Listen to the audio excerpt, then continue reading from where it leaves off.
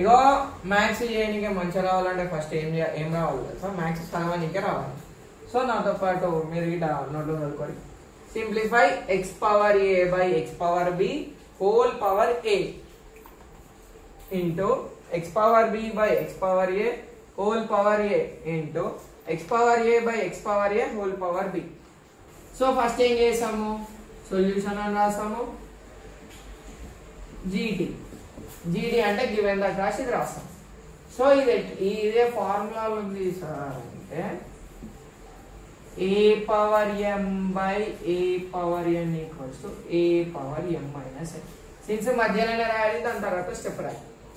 So equals to పెట్టేసేది x power a minus b whole power a into x power b minus a whole power a into x power a minus a whole power B.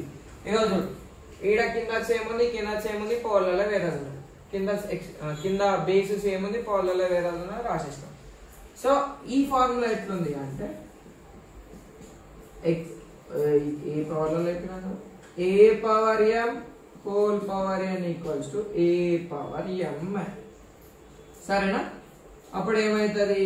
X power ఈ ఏ అనేది లోపలికి into వేసేసేయాలి. Into వేసినప్పుడు మళ్ళీ a రాయాలి. A into a square plus into minus minus a into b ab into x power b into ab అన్న b అన్న ఒకటే plus into minus minus a into a square into x power a minus a ఉంది. 2 minus 2 ఉంటే ఏం రాస్తావు? 0 రాస్తావు కదా.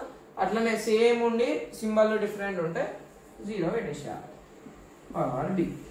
ఇప్పుడు ఇక్కడ ఏమైనా ఫార్ములాలోనే అసలు అంటుంది ఏదేది? A power m into a power n equals to a power m plus n semicolon anything power 0 ఎంత? X power 0 a power 0 a power 0 value వచ్చేసి 1.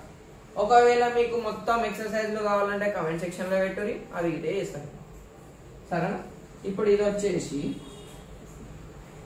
X power a square minus ab మధ్యలో ఏముంది? ప్లస్. సో ఇక్కడ plus పెట్టుకోవాలి. Plus ab plus into minus minus a square into x power 0 అంటే ఎంత? 1 power b. So ఇక్కడ గీత కొట్టు, ఈడేమొస్తుంది చూసుకో.